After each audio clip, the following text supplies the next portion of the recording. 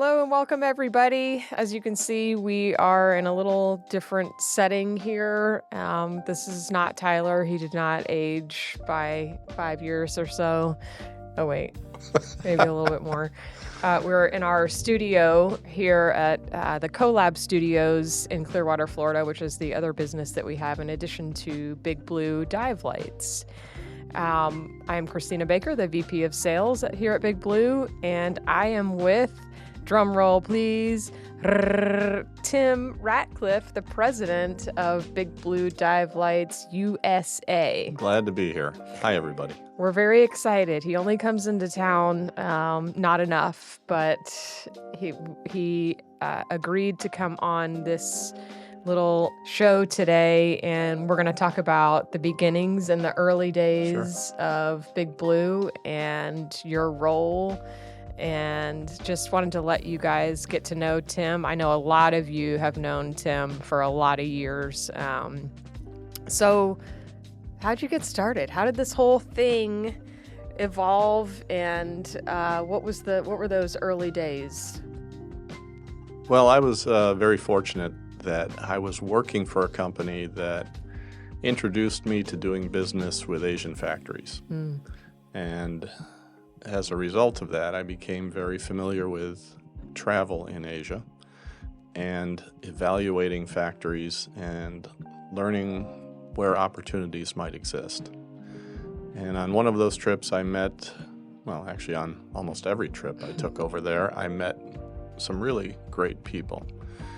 And one of the things I learned was when you're visiting factories, you need to make a determination whether there is a good opportunity to bring their products to North America based on quality and based on whether you want to do business with them, whether they're trustworthy. So I came upon some people that were starting a new business, developing dive lights, and they just asked me, would you be interested in helping us market them in North America? And my immediate answer was no. No. I'm not a scuba diver. I've never sold to the retail market, and it really wasn't a good fit. Well, they pushed. And they said, there's this show called DEMA. Are you familiar with it? I said, no. And they said, just, if you would, help us get a booth and just work with us for a few days at the show and see if you can help us get this product line started. I said, okay, I'd be happy to help you. So let me rewind a little bit.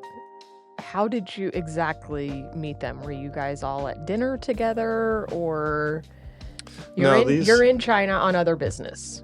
Yeah, these people I've actually known for many years through other business. I source electronic products. I do contract manufacturing. So I'm very familiar with manufacturing in Taiwan, Korea, Japan, China. These individuals were from China. And we were out to dinner. And they introduced this idea to me. So DEMA was the focus, and they asked me if I could help them set up a booth at DEMA, which I agreed to do. Set up a little 10 by 10 booth and got tables, and they brought over 4 lights and introduced their product line to the United States. This is very similar to, this is actually the second year, but it is very similar to what we introduced. This is the FF 4x5, but we actually had a 3x5 and a 1x5 when we initially introduced the product. But the thing that really intrigued people was the shape. Right. The fact that there was color, because most of the flashlights were black and white. The fact that it had a magnetic switch, because most switches were a functional on-off switch, which failed in the water very frequently. Magnetic switches were much more reliable. And it was LED. And at the time, HID was kind of the king of dive lights as far as lamps. LEDs were relatively new. So we had a really intriguing shape, different color, great packaging, and some technology that was an advancement. So I didn't know we had all these great things when they came over to DEMA, and I was just participating in a trade show. At the end of the 4 days, we had about 250 sales leads that were sincerely interested in the product. So I handed them the sales leads and said, "Here you go, great show." And they said, "No, no, no, no, no. We need you to help us." So I called all the leads and was getting a lot of interest. So at that point, I knew what I had to do, which was set up a sales organization. And to do that, my priority was to hire the best sales reps in the country that I could find. So we set up sales reps around the country and went into business. And I used my garage as the warehouse. And you were living in Atlanta at the time? Yeah, Lawrenceville, Georgia. Okay. Yeah. That was the 2007 DEMA, and we got our first shipment from the factory in about January of 2008. That's amazing. So just looking at this light now, I mean, we still get comments on this light how many years later, right? Yes. The shape, people still ask for it. It remained as a part of the marketing. You remember the backdrops with the girl with this in it for well after this was out of production. Right. Just looking at it now, I see 4 LED chips in there, and it's 750 lumens.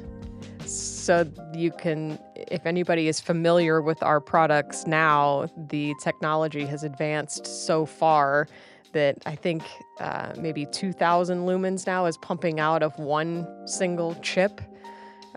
So they just get brighter and more efficient every year. It's really amazing to see that technology. Yeah. So thanks for that explanation. That sets a firm base for us. So how many reps did you initially hire? I think there were 7. Okay, 7 reps. I think we picked the key regions around the country. There was a number of regions we didn't have representation, but I figured that was adequate to at least determine whether this was something that was going to be successful or not. Right. So that first year, the reps get it in their hands, and most of these regional reps, they represent other lines as well. Yeah. I mean, this is not a wetsuit. This is not a BC. This is an accessory, right? So they have to add to their lines so that they're more. And that was an important part of it, was to determine which sales reps did not have lights that they were representing. Right. And that would be interested in adding our product to their product line as a complement to everything else that they were selling. So who were the main competition at that point? Do you remember when you were trying to break into the market? Princeton Tech? Princeton was one. There was the HID lights were really the main competitor. I'm trying to remember the name of the manufacturer who made those, but so how did you overcome? I mean, were you playing an active role in overcoming those challenges and bringing a new product to market, or did you hands off leave that to the reps? No, I was active in the fact that I had a background in sourcing electronics, so I was able to really help the reps with their sales pitch, so to speak, and be able to talk about the value that the product brought, the reliability, the value.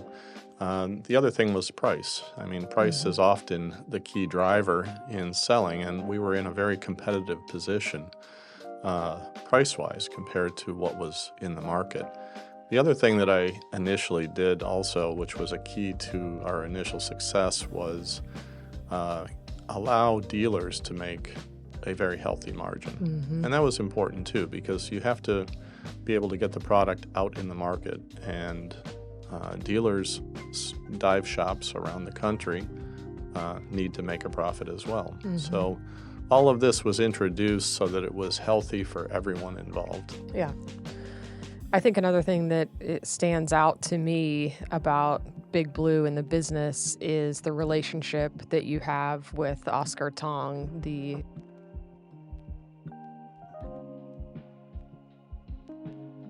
and it has remained a strong partnership, and we're about to enter in model year 2024.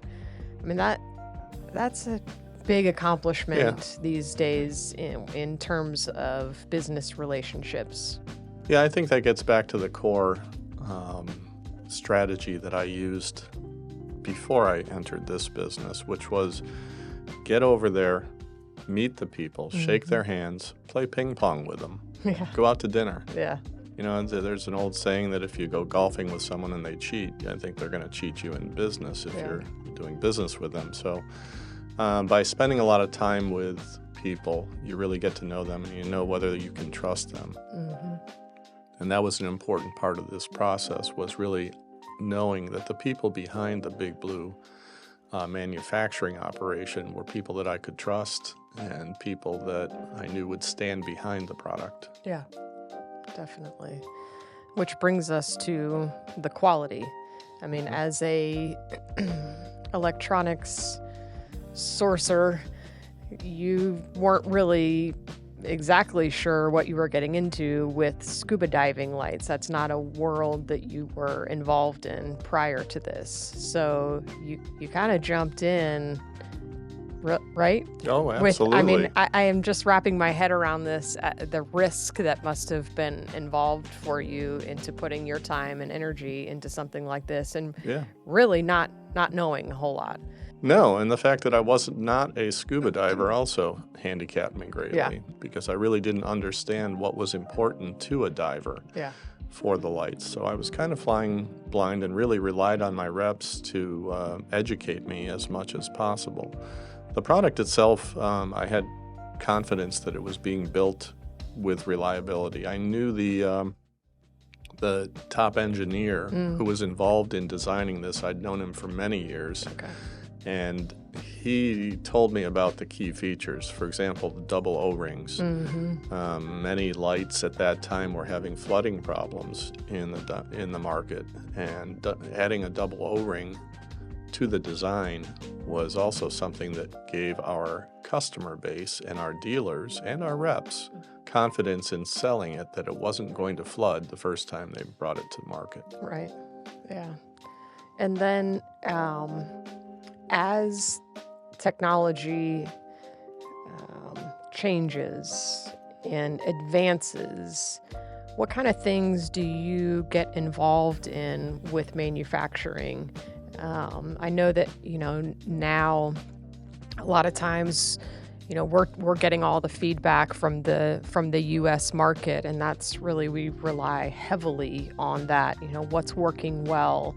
What are the customers asking for? Is that kind of the approach that you took? Yeah. Thankfully, I'm still involved in the electronics industry.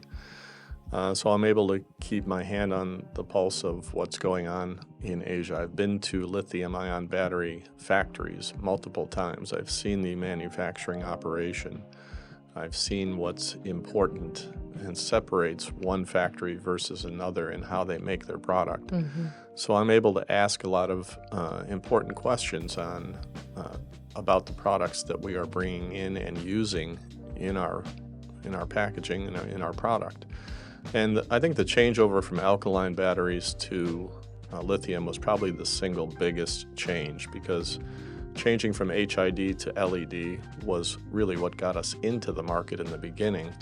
Changing from alkaline batteries to lithium batteries was probably the next biggest change.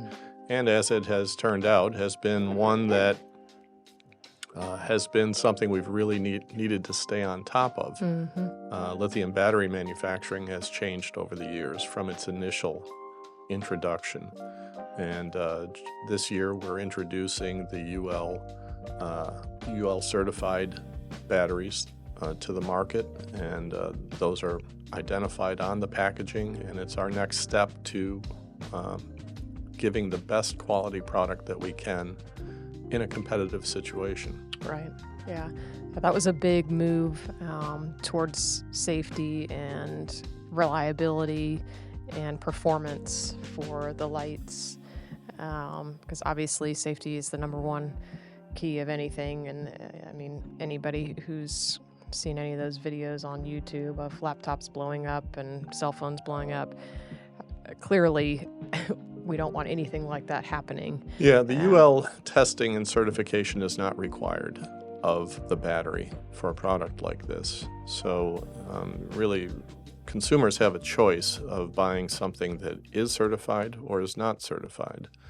And we had that choice as well. And for years, we had a battery that was not UL certified, but we insisted that we move in this direction for the betterment of the product, the reliability, and the safety.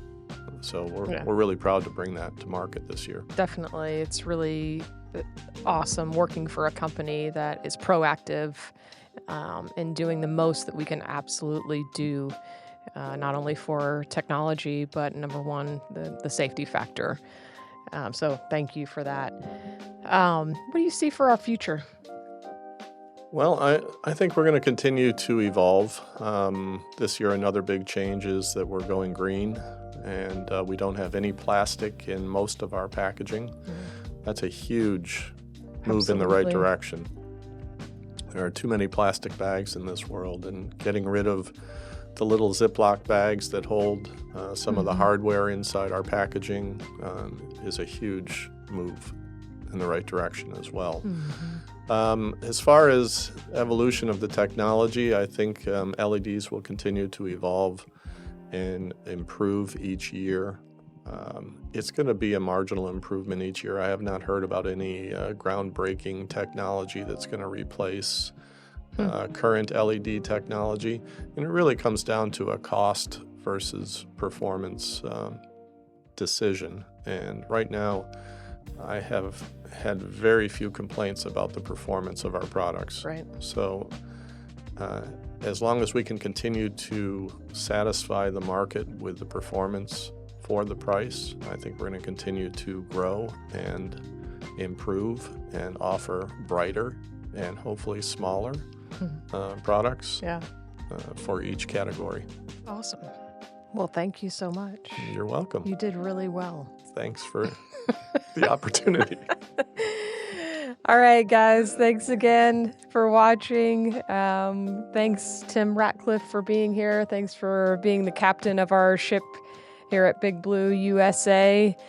And if y'all have any questions, you know where to reach us. Give us a call, 727-442-2300. Shoot us an email, sales@bigbluedivelights.com, or visit us at the site, www.bigbluedivelights.com. And we will see you next time. Thank you. Bye.